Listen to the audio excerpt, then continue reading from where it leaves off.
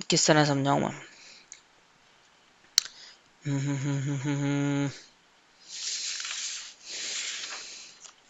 एक minute. Trains का average price, अच्छा मैं इसको और उसको साथ चला के देखता हूँ, किसका कनेक्शन पता लगे क्या है।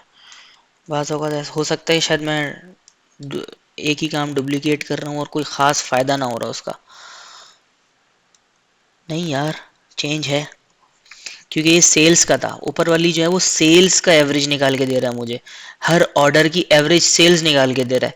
ये ऑर्डर के अंदर जो प्रोडक्ट लाइन का ऑर्डर के अंदर जो प्रोडक्ट लाइन का प्राइस है उसका एवरेज निकाल के दे रहा है, वो सेल का एवरेज निकाल के दे रहा था। So this also have a different, यानी अच्छा ये तो सम है ना, ये तो सम है, ये एवरेज निकाल के दे रहा है। अगर मैं इसको भी ए वी जी करूं तो ये क्या सेम है? नहीं जी, डिफरेंट है। सही सही बोल रहा हूँ मैं। बाज़ औक़ात सेल्फ डाउट भी होते हैं हमारी फील्ड में, क्योंकि डाटा तो गलत झूठ नहीं बोलता ना।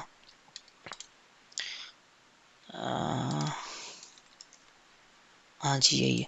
अच्छा, क्या है इन दोनों में डिफरेंस? ये मुझे टोटल सेल या उसका एवरेज निकाल के दे रहा था ऑर्डर के ऊपर, और मैंने क्या किया, ये जो मेरे पास ऑर्डर आया है ट्रेन का, उसमें ट्रेन का जो प्राइस है, यानी 95 अगर ऑर्डर आए हैं और 95 अगर यूनिट्स का ऑर्डर आया है ट्रेन का, तो उसमें एवरेज प्राइस एक ट्रेन का क्या है, उधर हम पूरे ऑर्डर का एवरेज प्राइस निकाल रहे थे कि तमाम ट्रेन के जितने ऑर्डर आए उसका टोटल सेल्स निकाल दो और उसका एवरेज निकाल दो।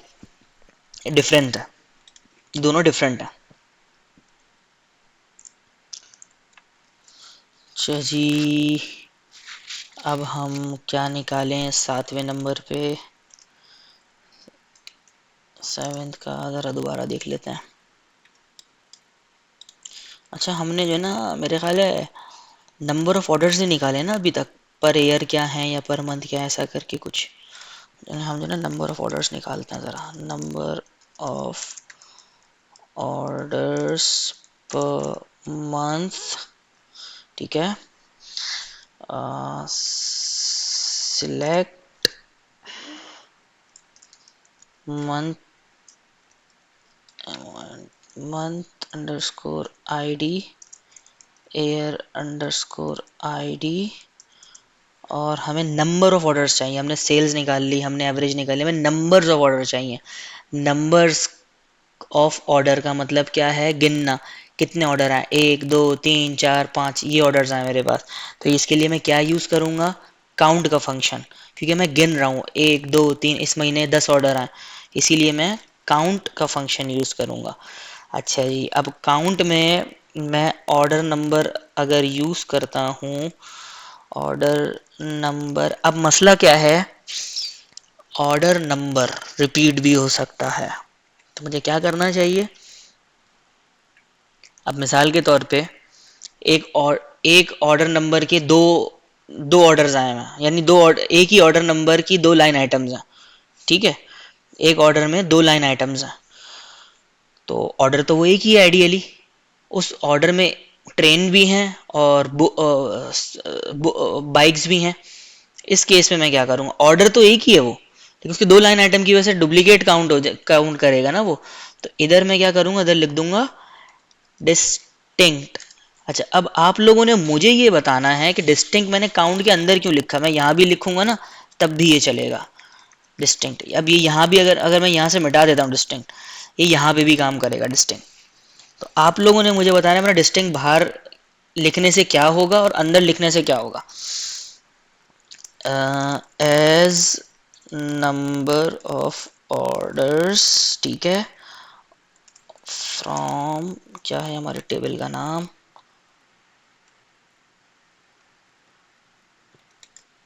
फ्रॉम टेबल, ठीक है। और इधर हम करेंगे group by air ID, month ID, ठीक है। और अल्लाह आपका भला करे, हमें क्या करना चाहिए, ऑर्डर बाय भी लगाना चाहिए इसमें, ऑर्डर बाय एयर आईडी, ताकि हमारे पास उसमें आए, ऑर्डर में डाटा आए, मंथ आईडी। ठीक है, अब ये मैंने इसको चला दिया, डिस्टिंग के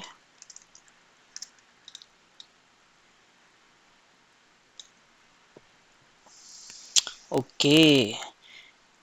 पहले मंथ में, दूसरे तीसरे चौथे पांचवे, यानी 2003 के पहले मंथ में इतने ऑर्डर्स थे, दूसरे महीने में इतने ऑर्डर्स थे, तीसरे महीने में इतने ऑर्डर्स थे, रिगार्डलेस ऑफ प्रोडक्ट लाइन। ये मेरे पास 29 रिकॉर्ड्स बने हैं। ठीक है, 29 रिकॉर्ड्स ये बने हैं, और ये मेरे पास ऑर्डर्स हैं। अब इसके अंदर मैं एक डायमेंशन और ऐड कर सकता हूँ, किसकी, कंट्री की। इस कंट्री से इस महीने में इतने ऑर्डर्स आए थे। अगर हमें ग्लोबल सीएफओ को देना है, जो कि सारे उसका सीएफओ है और देखना चाह रहा है कौन से रीजन में कितने हैं, COUNTRY कंट्री। ठीक है,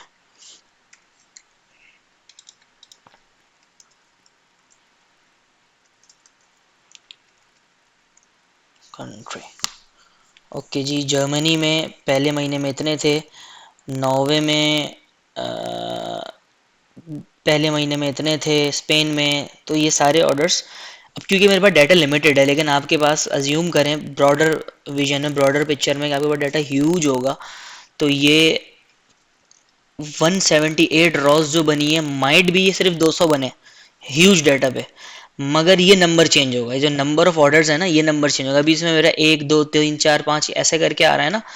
आप इसी फाइल को 7 8 दफ़ा लोड कर लें, फिर आप देखें, ये हो सकता है 178 ही रहे हैं आपके पास रॉस, लेकिन ये नंबर्स, ये केपीआईज चेंज हो जाएंगी कि भाई जर्मनी में इतने ऑर्डर्स हैं। तो जो भी क्यूरीज हम लिख रहे हैं, बड़े डाटा सेट पे भी यही क्यूरीज चलेंगी। तो एक हमारे पास ये आ गया। अब मेरा ख्याल है, और देखते हैं क्या है, एक आखिरी और करके देख लेते हैं कोई सा। स्काई इज द लिमिट, आप इसमें बहुत कुछ कर सकते हैं। मैंने अभी बैठे बैठे, मेरे ख्याल है इस हमारे छोटे से सेशन के अंदर ही लिख तो 7 ली हैं, और इन्हीं 7 से कोई 12 निकल जाएंगे, 12 केपीआईज निकल जाएंगे इन्हीं 7 क्वेरीज से, सिर्फ छोटे मोटे कॉलम्स को चेंज करके। तो हम बस आखिरी और कर लेते हैं, इसके बाद और क्या हो सकते हैं ये आप लोगों ने करनी है। मेरे ख्याल है डील साइज को देखता हूँ, डील साइज पे कुछ नहीं किया हमने। क्या करें डील साइज पे भाई, हम निकालते हैं total sales by deal size. ठीक है, अब हम करते हैं select deal size sum sales as total sales from हमारे टेबल का नाम,